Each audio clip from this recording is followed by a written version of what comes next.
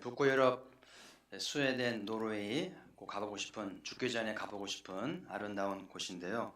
노르웨이의 스타방이라고 하는 지역이 있는데 거기 가면 세계적 명소가 있는 마을이 있다고 그러는데 한번 사진을 좀 보시면 전체를 볼 수는 없겠습니다만은 마치 이렇게 동화의 한 장면을 보는 것 같은, 저기 가서 꼭 사진을 찍고 싶은 그런 곳이기도 하고요. 열방이 이렇게 오는 곳이라고 그래요. 이렇게 마을이 만들어지기까지 탐 숄트백이라고 하는 젊은 예술가가 의지를 갖고 열정을 갖고 시 당국을 설득하고요. 그리고 건물주들을 설득해서 건물 하나하나를 색칠을 해서 새로운 마을로 이렇게 탄생을 시켰다고 그래요. 처음에는 반대도 많고 되지도 않은 일이라고 그랬는데 뜻을 가지고 열정을 가지고 설득을 하면서 이렇게 놀라운 마을을 만들어서 결국은 정말 잘했다고, 어떡할 뻔했냐 그러면서 칭찬을 하고 이렇게 하는 걸 봤는데요. 그래서 결국은 열방이 와서, 열방이 오면 또 수입이 생기잖아요. 경제 효과도 생기고 소문도 나면서 얼마나 보람이 있어요. 그래서 이게 십수년이 됐는데 4, 5년간 준비를 해서 준비하고 계획을 세워서 설득을 해서 놀라운 마을을 이룬 것을 보면 한 사람의 열정, 한 사람의 변화가 얼마나 참 소중한지를 교훈을 받게 되는데요. 오늘 사도행전은 데오빌로요로 시작을 하죠. 데오빌로요는 데오빌로를 부르는 역이잖아요. 아무아무개 씨 그런 거잖아요. 그래서 지금 누가는 데오빌로를 한 사람에게 믿음의 확신을 넣어주기 위해서 누가복음을 썼고, 두 번째 사도행전을 쓰려고 하면서 데오빌로를 부르고 있잖아요. 그러니까 누가복음은 기독교는 무엇을 믿는가를 썼다면 이 사도행전은 기독교가 믿을 만한 종교다, 역사적인 종교임을 고증하기 위해서 쓰려고 이제 하는 참인데요. 왜 누가는 한 사람 데오빌로에서 이렇게 열정을 하고 평생을 바쳐서 책을 쓰는가? 데오빌로의 생각은 누가는 데오빌로 한 사람이 변화가 되면 이 한 사람으로 시작을 해서 로마가 변화가 될 것이다. 이건 사도 바울의 비전이기도 하고요. 이 정신 예수님에게서 온 것인데, 누가복음 15장에 예수님께서 세 가지 비유를 말씀했잖아요. 잃은 양을 찾은 비유, 또 잃은 동전 찾은 비유, 잃은 자식 찾은 비유잖아요. 이 세 가지 비유가 뭐냐면 한 사람의 소중함, 잃어버렸던 죄인 한 사람이 회개하는 것이 얼마나 중요한지를 의인 99명보다 한 사람이 중요하다는 것을 일깨워주는 그런 비유인데, 지금 누가도 주님의 정신을 본받아서 데오빌로 한 사람이 회개하고 새 사람 되면 세상은 바뀔 것이다, 이런 이제 의지를 갖고 이 책을 쓰고 있기 때문에 오늘도 주님은 한 사람을 찾으시죠. 예배하는 참한 사람을 찾으시고 참된 기독교인을 찾아서 이제 일하기를 원하시는데, 그러니까 주님이 찾은 한 사람만 있으면 교회가 새로워지고 지역사회도, 이 한반도도 새로워질 줄 믿습니다. 그래서 여러분이 그런 믿음으로 누가복음을 읽고 사도행전을 읽어서 데오빌로가 될 수 있다면 놀라운 변화가 있겠죠. 오늘 누가는 두 번째 책을 시작하면서 예수님이 부활하신 다음에 마지막 제자들과의 만남을 한 이야기를 짧게 언급하고 있는데, 그 내용들을 함께 나누면서 은혜를 받고자 합니다. 첫 번째, 예수님께서 제자들과 마지막 시간을 보내시는데 40일 동안 보이셨습니다. 그러니까 성경에서 40일이라는 숫자는 40일, 40년 굉장히 중요한 의미가 있는데, 제일 먼저 출애굽 광야가 40년이잖아요. 왜 일주일이면 가는 길을 40년이나 걸리겠을까? 하나님의 의도가 있다는 거죠. 그래서 하나님 광야 40년에서 이스라엘 사람들이 가지고 있었던 상처, 애굽에서 받았던 그 상처들, 트라우마들을 고치시고 새롭게 하시기 위해서 40년을 사용하셨는데요. 여러분, 우리가 다 경험하고 있습니다만은 다 상처가 있잖아요. 집에서 받은 상처, 교회에서 받은 상처, 직장에서 받은 상처, 그 상처가요 쉽게 아물지 않습니다. 평생 여기 맺혀 살잖아요. 그 죽으면 귀신 된다고 그러잖아요. 약으로도 안 되고 상담으로도 안 되고요, 평생 걸쳐서 씨름해야 되는 게 상처요, 트라우마 아니에요? 그래서 하나님은 이스라엘의 상처와 트라우마를 해방하시고 깨끗게 하시려고 40이라는 숫자를 사용하셔서 광야에 머물게 하면서 이제 고쳐주시는데, 지난주에 제가 인지치료를 잠깐 언급했습니다만은 사람의 굳어진 생각, 한번 틀, 규범 바뀌지 않아요. 절대 바뀌지 않습니다. 근데 이 사울의 청년의 눈에서 비늘이 벗겨진 것은, 그래서 사도가 되고 개종을 하고 멋진 변화가 된 것은 하나님의 은혜입니다. 오늘 이 아침에 이 은혜가 임하기를 소망합니다. 그래서 하나님은 40년 광야에 두면서 예굽에서 받았던 상처와 트라우마를 이제 고치시기 시작을 하는데, 그 사이에 매도 많이 맞고 희생도 많이 당하고, 그죠? 보통 일이 아닙니다. 그냥 된 게 아닌 거죠. 그래서 40년간 이제 이렇게 훈련을 받으면서 노예의식을 쑥 떨쳐버려. 우리는 이제 노예가 아니지. 근데 이제는 우리는 선민이야. 우리는 선택받은 민족이야. 우리는 열방이 으뜸되는 제사장 민족이라는 의식이 쑥 자리 잡히면서 하나님의 종들이 나오고 인물이 나오면서 위대한 민족이 탄생하게 된 것이죠. 그게 40일 갖는 의미라는 거예요. 예수님에게도 40일은 의미가 있었잖아요. 공생이 시작하기 전에 40일 금식했잖아요. 이 40일 금식은 아무리 장정도 40일을 굶으면 죽을 가능성이 많다고 그래요. 그러니까 40일이라는 숫자는 한계 상황을 의미하기도 한데, 예수님이 한계와 싸우면서 금식을 하셨는데 마귀는 40일 동안 집요하게 예수님 흔들어댑니다. 네가 메시아라면 하면서 흔들어대는데 예수님이 말씀으로 승리하신 줄 믿습니다. 마지막 날 부활하셔서 제자들과 40일 계셨잖아요. 이것도 의미 있는 것이에요. 제자들이 예수님 부활한 걸 보고도 믿지 않습니다. 의심이 가는 거예요. 사실이 아니겠지? 어떻게 죽은 사람이 삽니까? 말이 안 되잖아요. 근데 40일 동안 계속 이렇게 만나주시면서 나를 보라고 그러고 만져보라고 그러고 식사도 하고, 그러니까 주님이 살아나신 게 맞구나 그러면서 의심을 떨쳐버리고 두려움도 떨쳐버리면서 부활신앙이 분명해지니까 이 부활신앙이 초대교회 이끄는 힘이 된 거예요. 부활신앙 들어가면 죽음이 두렵지 않습니다. 죽으면 죽으리라요. 목숨 거니까 뭐가 안 되겠어요. 그리고 놀라운 시간이 40이었다는 것이죠. 그래서 성경에서 40은 완전수를 의미하는데, 오해하지 말 것은 40이라는 숫자가 뭐 신비한 능력이 있는 게 아니에요. 40자 붙이고 다니면 되는 게 아니고요. 중요한 거는 하나님이 40이라는 숫자를 통해서 우리를 완전케 하신다는 거예요. 중요한 거는 하나님 신앙이라는 거죠. 그래서 우리는 뭐 생각도 많이 하고 뭐 계획도 많이 세우고 열심히 하는데 완전하지 않아요. 그래서 흔히 그러잖아요. 2%가 모자라다. 어떤 경우는 정말 한 걸음 차이로 정말 2%가 모자란 사람이 가끔 있는데, 대다수 2%가 아니고요. 많이 모자라요. 절반도 안 되고요. 형편없습니다. 2%가 모자라든 반이 모자라든 모자라는 건 마찬가지죠. 안 되는 건 마찬가지예요. 예수님이 그러잖아요. 나를 떠나서는 아무것도 할 수 없다. 그래서 내게 주어진 40일을 주님께 맡기면 주님이 일하시는 거고, 40년을 맡기면 일하시는 거고요. 그래서 완전케 하시는 분이 하나님이라는 것을 성경은 증거하기 때문에 오늘 예수님이 부활하신 제자들을 40년 동안 만나주셨는데, 이 40일을 잘 기억하시고 내게 주어진 40일도 한번 주님께 드려보시지 않겠어요?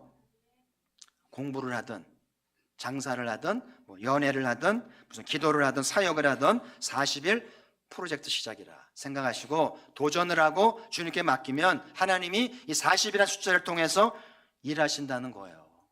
그럼 40일 후에 얼마나 놀라운 간증거리가 있을까요? 순종하는 마음으로 시작해 보시고요. 실패를 두려워하지 말고 안 된다고 말하지 말고 하나님이시면 된다고 하는 믿음으로 도전해 보시기를 소망합니다. 자, 두 번째 제자들과 나누신 것은 하나님 나라의 일을 말씀하셨는데요. 공생애 내내 예수님이 증거하시고 가르치신 말씀이 하나님 나라였는데, 마태복음에 보면 마태가 복음서를 쓰면서 예수님의 5편의 설교를 이렇게 담아서 뼈대를 삼았는데, 그 5편의 설교가 전부 하나님 나라인 거예요. 그 중에 이제 13장이 천국의 비유인데요. 하나님 나라가 얼마나 강력하고 얼마나 영향력 있는지를 비유로 말씀하셨는데, 누룩이 부푸니까 백수십 명이 먹습니다. 부풀어 오르잖아요. 그리고 이 보물을 찾던 사람이 보물을 찾으니까 재산을 팝니다. 자기 생명을 걸고 보물을 찾잖아요. 그리고 보물을 찾은 다음에는 재산을 팔아서 보물을 삽니다. 재산보다 보물이 중요하니까. 하나님 나라라는 거예요. 그리고 겨자씨는 가장 작은 씨인데 나중에 자라면 큰 나무가 돼서 새들이 깃들일 정도가 되니까 하나님 나라의 강력함이죠. 이 하나님 나라를 제자들과 또 40일을 나누었는데, 그러니까 또 참고로 말씀드리면 산상설교는 하나님 나라의 윤리를 말하는 것이고 종말로는 하나님 나라의 동력을 얘기하는 것이고, 제자 파송 설교, 교회 설교, 하나님 나라인 거예요. 왜 하나님 나라가 누굴 통해 이루어지는가? 제자를 통해서. 제자가 되지 않고 선교할 수 없어요. 주일을 할 수 없습니다.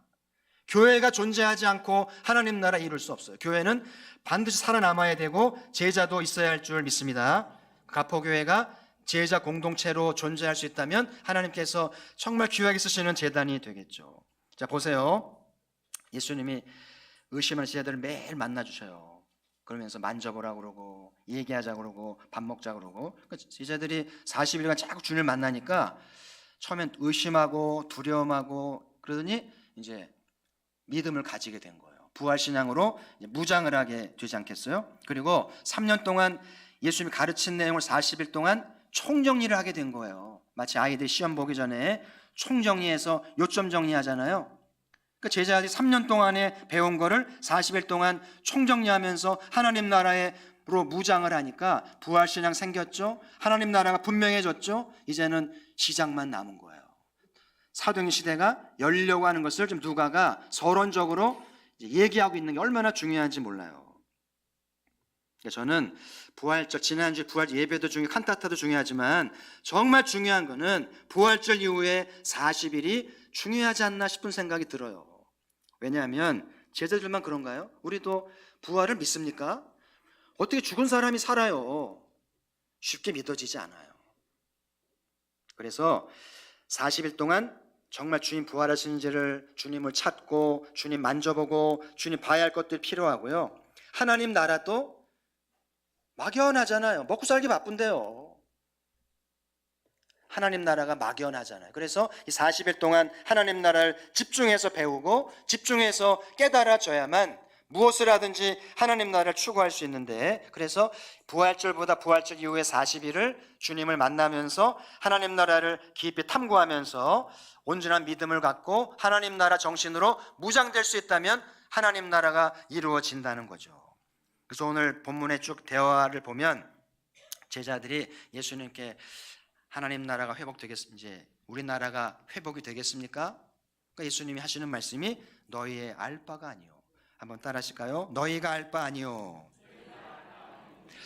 우리의 관심사는 정치도 아니고 경제도 아니고 무슨 진학과 취업도 아니고 우리의 관심사는 하나님 나라여야 한다는 거예요. 우리는 대한민국 국민이니까 당연히 경제가 잘 되기를 관심을 갖는 게 맞고요. 남북관계에 관심을 갖는 게 맞고요. 우리 아이 취업되는 게 관심을 갖는 게 맞는데 거기에 매이면 안 되고요. 이 모든 걸 넘어서서 하나님 나라를 바라봐야 된다는 사실인데, 왜 하나님 나라가 중요하냐면 이 세상 나라를 보세요. 우리나라를 보십시오. 매번 뉴스 때마다 뭐가 나와요? 정치인들, 기업인들, 연예인들 다 쇠고랑 차고 거짓말하고 얼마나 부패했는지 몸통인지도 모르겠고요. 꼬랑지인지도 모르겠어요. 그리고 거리에는 지금 조현병 걸린 사람이 돌아다니면서 무자히 폭행을 합니다. 도착장애장애들이 돌아다니면서 성범죄를 저지릅니다. 못 삽니다. 막 두렵기도 하고 화가 나기도 하고 막 환멸이 느껴지잖아요. 그래서 이민자들이 막 늘어난 현실이잖아요. 왜 하나님 나라인가? 이 나라로는 안 된다는 거예요. 지금 세상은 죄가 왕노릇한다는 것이 성경의 가르침이잖아요. 오차가 없죠. 그래서 여러분, 공부를 많이 할수록 학사를 따고 석사를 따고 박사를 따고 박사 이후를 따고 공부를 열심히 하고 돈을 많이 벌수록 이걸 알아야 돼요. 그렇게 할수록 죄가 왕노릇하는 세상에 한복판으로 들어간다. 태풍의 눈으로 들어가면 휘몰리는 거잖아요. 공부하는 거 두려워해야 돼요. 돈 버는 거 두려워해야 됩니다. 그래서 그렇다고 세상을 떠날 수는 없잖아요. 공부해야죠. 돈 벌어야죠. 그러나 제자 신앙을 잃어버리지 않기 위해서 몸부림쳐야 하는 줄 믿습니다. 공부하다가 변질된 사람 많이 봤어요. 유학과 신앙 다 까먹고요. 청년 때 신앙 좋았다고. 그 얘기는 뭐하랍니까? 의미 없어요. 공부하다가 세상 지식 때문에 신앙 다 까먹고, 돈 벌다가 신앙 다 까먹고, 제자 신앙 다 까먹어 버려요. 그래서 예수님이 돌아가시기 전에 그걸 아셨기 때문에 제자를 위한 기도를 드리셨는데 그 한 대목을 보시죠. 요한복음 17장 15절 16절 우리 같이 한번 읽어보도록 하죠. 같이 있습니다. 내가 비옵는 것은 그들을 세상에서 데려가시기를 위함이 아니요 다만 악에 빠지지 않게 보존하시기를 위함이니이다. 내가 세상에 속하지 아니함 같이 그들도 세상에 속하지 아니하였사옵나이다. 아멘. 저는 지금도 예수님이 나를 위해서 이 기도를 드리시겠구나 늘 기억하시고 세상을 열심히 사시되 악에는 절대 빠지지 마시고 그리고 세상에 속하지도 말고 우리는 주님께 속한 자들이잖아요. 예수님이 제자들을 두고 가시면서 마음이 쓰이니까 악에 물들지 않도록 세상에 속하지 않기를 기도하셨는데 이 기도대로 되어지기를 소망합니다. 예수님께서 우리를 이 죄악의 권세에서 흑암의 권세에서 건져주시려고 순환당하시고 부활하신 줄 믿습니다. 하나님 나라로 옮겨주셨어요. 그래서 이 공동체가 하나님 나라의 현장이 되기를 소망합니다. 올해가 AD 2019년이잖아요. AD라는 말은 주님이 다스리신다는 라틴어의 준말이에요. 우리는 불기를 쓰지 않습니다. 단기도 쓰지 않아요. 우리는 서기를 쓰죠. 주님이 다스리신다. 그래서 주님이 다스리셔야 거기에 참 기쁨이 있고 행복이 있는 것을 아셔야 되잖아요. 돈 번다고 공부 많이 한다고 열심히 한다고 그게 아니잖아요. 주님이 다스리셔야만 기쁨이 있고 행복이 있는 줄 믿습니다. 이를 위해서 교회를 세우셨고 제자를 부르시는 거예요. 그래서 가포교회가 주님이 찾으시는 교회가 되고 우리 모두가 제자가 되어서 하나님 나라를 전파해서 이 신마산을 기쁜 도시로 행복한 도시로 만들어야 할 줄 믿습니다. 그래서 이 부활 후에 40일 동안 이 부활의 주님을 찾으시고 주님을 만나야 돼요. 그리고 하나님 나라에 대해서 좀 배우고 연구하고 준비하면서 준비해야 되겠죠. 자, 세 번째 마지막 주님께서 제자들과 나누신 것은 약속하신 것을 기다리라고 하셨는데요. 오늘 본문에 보면 예루살렘을 떠나지 말고 내게 들은 바 아버지께서 약속하신 것을 기다리라. 기다리라는 것은 뭘 기다리는 거겠어요? 약속하신 성령을 이제 오시니까 기다리라는 것이죠. 이제 누가가 이제 펼치려고 한 사도행전 읽어보면은 성령님이 얼마나 강력한지 놀랍습니다. 매일매일이 기적이에요. 교회가 점점 확장되어 가는데요. 거침이 없습니다. 사람들이 말하기를 연병이다. 옌병이라고 그러잖아요. 막을 수가 없어요. 전염병은.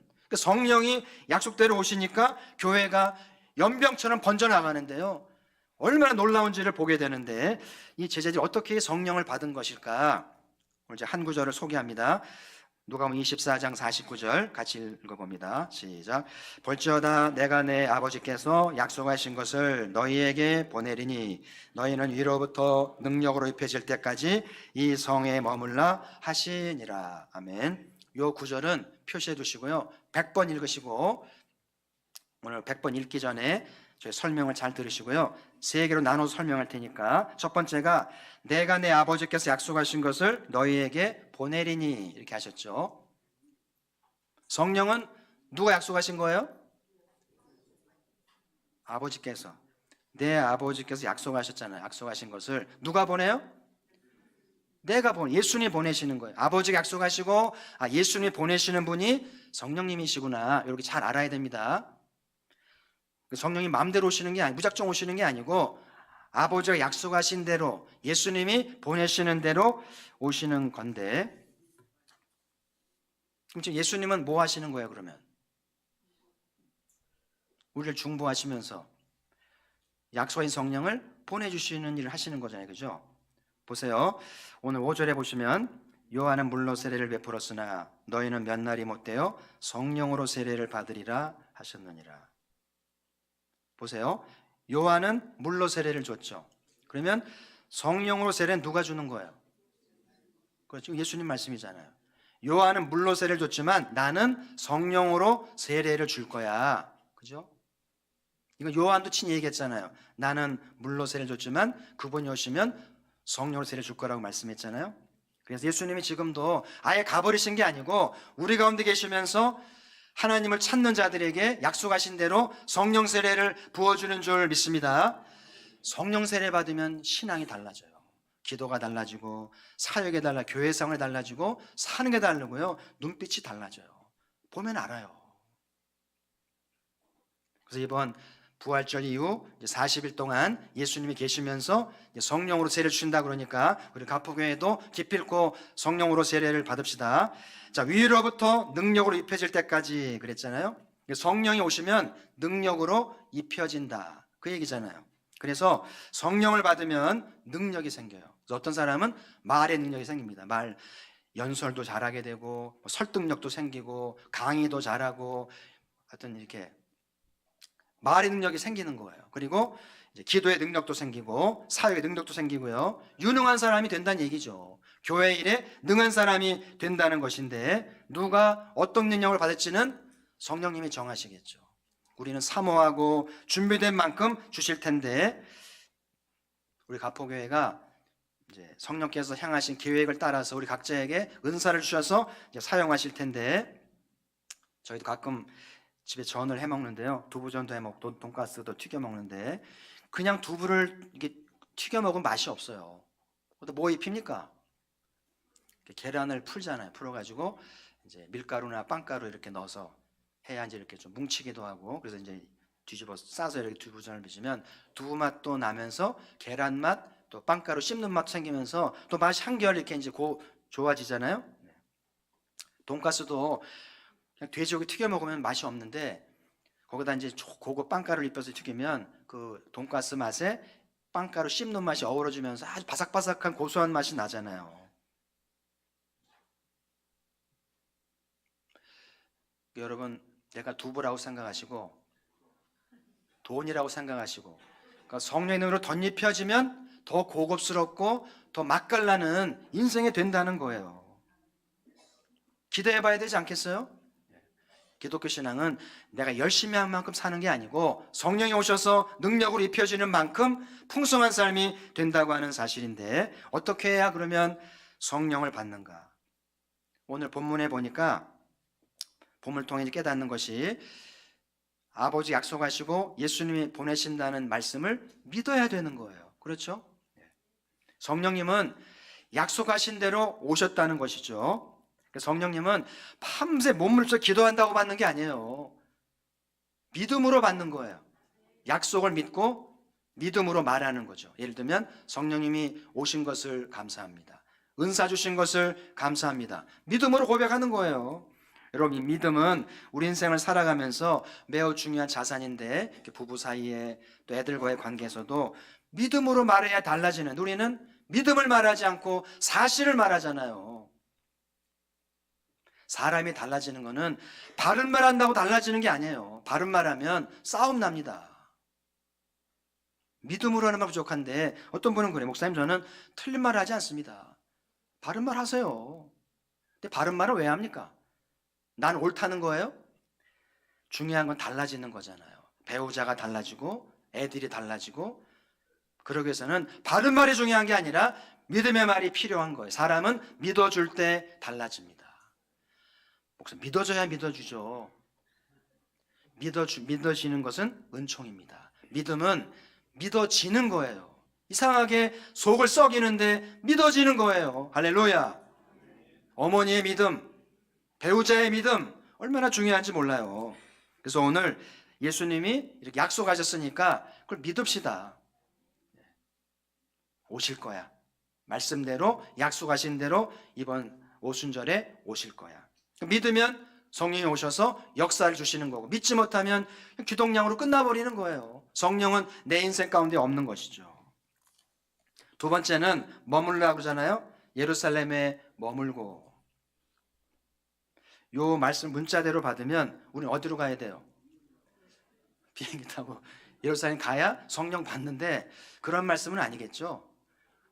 열방이 다 모일 수도 없고요. 그래서 오늘날 예루살렘은 성전이에요. 내가 섬기는 가포교회가 성령님이 세운 성전이기 때문에 이곳이 21세기 예루살렘으로 기억하고 여기에 모여서 머물면 오시겠구나. 지난 알파를 하면서 많은 분들이 은사도 받고 방언도 체험하고 병도 고치고 은혜 받았잖아요. 그런 추억이 있기 때문에 이번 다시 한번 힘을 내서 가포교회 집결하여서 이제 성령의 약속을 체험하면서 은혜를 받고 체험하는 은혜가 있기를 소망을 합니다. 세 번째는 기다리라고 말씀하시는데 기다리라는 말씀은 가만히 있으라는 얘기가 아니고 기도하라는 거예요. 기도할 때 성령을 받는데 예수님이 40일 계신 다음에 승천하시고 열흘 남잖아요. 오순절까지. 열흘 동안 전심으로 기도한 것 같아요. 사도행전 1장에 보면은 전심으로 기도합니다. 그래서 오순절날 정확하게 성령이 오시는데 여러분 중요한 거는 이 성령 공식적으로 오신 분이기 때문에 개인 기도하면 안 와요. 성령은 사사로이 받으면 안 돼요. 공식적으로 교회 공동체에서 교회 집회를 통해서 함께 받아야 건강한 성령을 받는데 이상한 데 가가지고 개인적으로 뭐 했다 그러면은요 굉장히 위험합니다. 성령님은 사사로운 분이 아니에요. 약속하신 대로 예루살렘에 오시는 분이기 때문에 교회에 모여서 합심하여 기도할 때 건강한 은혜를 경험하게 되는데 성령님이 모든 세대에 오시는데요. 지금 아이들, 청소년들 성령을 사모하고 있는가? 우리 부모 세대들 성령을 사모하고 있는가? 좀 생각을 하면서 기도의 자리를 만들어야 되겠고요. 여러분 겨울날 보일러가 터지면 집안이 이제 얼어 죽잖아요. 추워서. 그렇죠? 이처럼 보일러가 터지면 집에 살 수 없는 것처럼 성령이 역사하지 않으면 교회는 냉랭해지고 차갑고 싸늘하고 재미도 없고 감동도 없어요. 그럼 어떻게 돼요? 여러분 철새들은 잘 있다가 추워지면 떠나잖아요. 누가 철새를 나무라 하겠어요? 자기도 살아야 되는 그래서 따뜻한 나라로 먼 거리를 가잖아요. 그러다가 돌아오긴 하죠. 오늘날 철새 신앙이 많아요. 왜 그런가? 성령이 부재하시니까. 그래서 여러분 우리 가포교회가 다시 보일러를 고치듯이 성령으로 충만해져서 뜨겁게 하고 충만하게 하고 감동을 주면 사람들이 모여오기 시작을 하고 넘치는 은혜가 있기를 주의 이름으로 축원합니다. 그러니까 성령의 능력으로 따뜻한 교회, 충만한 교회, 감동 있는 교회를 만들어 갔으면 좋겠어요. 오늘 예수님이 마지막 제자들과 시간 보내면서 나눈 것들을 오늘 나 소개했는데요. 첫 번째 40일 동안 친히 나타나셨다. 40일은 완전수기 때문에 우리에게 주어진 40일 좀 드럽게 들어봅시다. 지금 4월이 지나가잖아요. 120일 지났는데 완전수가 3번 지나갔어요. 나만 열심히 살면 완전수가 3번 지나도 되는 거 없어요. 앞으로도 그렇겠죠. 그래서 온전케 되기 위해서는 40일을 주님께 드리면서 하나님 완전하게 해주세요. 나의 학업 완전하게 해주시고 나의 사랑 완전하게 하시고 나의 애쓰고 수고하는 것 완전하게 하시고 그러면 얼마나 좋을까요? 그래서 성령 강림절이 이제 40일 전인데 좀 뜻을 정하고 달력에 표시하면서 이 40일을 주께 드려서 주님의 온전한 역사가 있기를 주의 이름으로 축복합니다. 하나님 나라를 말씀하셨는데요. 우리 가포교회가 대화의 주제가 하나님 나라. 가포교회를 통해서 하나님 나라를 만들어가자는 부음이 있으면 좋겠고요. 세상 나라는 점점 흉흉해져 갑니다. 제가 예언할 수 있어요. 점점 어려워집니다. 그렇죠? 희망은 하나님 나라. 하나님 나라의 중심은 교회입니다. 교회마저 무너지면 희망은 없어요. 그러나 교회가 살면 희망이 있는 줄 믿습니다. 그래서 교회가 먼저 하나님 나라를 경험해야 되는데 정말 교회만이라도 주님 다스렸으면 좋겠어요. 우리 가포교회만 주님이 다스리면 좋겠고요. 나만이라 주님이 좀 다스리면 좋겠어요. 내 자아가 얼마나 강한지, 내 생각이 얼마나 많은지. 그래서 주님 나를 다스려 주십시오. 나를 쳐서라도 복종하게 하시고 순종하게 해서 하나님 나라를 위해서 드려지기 원합니다. 하나님 찾는 사람은 몇십 명도 아니고 몇백 명도 아닙니다. 숫자 적다고 말하지 마세요. 한 사람이면 족한 거예요. 자, 노르웨이한 젊은 예수가를 소개했는데요. 우리 가포교회 한 사람만 나오면 가포교회 뒤집어지고 신마사는 설교될 줄 믿습니다. 왜냐하면 능력은 그분께 있는 거니까. 그분께 사로잡힌 한 사람만 있으면 쓰임 받는다는 사실이죠. 성령을 약속하셨는데요. 오늘도 부활하신 주님이 사모하는 저희들에게 성령으로 세례 주시려고 친히 임재하시는 거예요. 우리 가포교회 예수님이 오셔서 성령으로 다 세례 주셔서 젊은이들도 노인들도 은혜 받길 바라고 성령으로 덧입혀져서 좀 더 만나고 고급스러운 삶이 되기를 소망을 해요. 다 능력 있는 주의 일꾼 되기를 주의 이름으로 축복합니다. 하나님 아버지, 부활 후 첫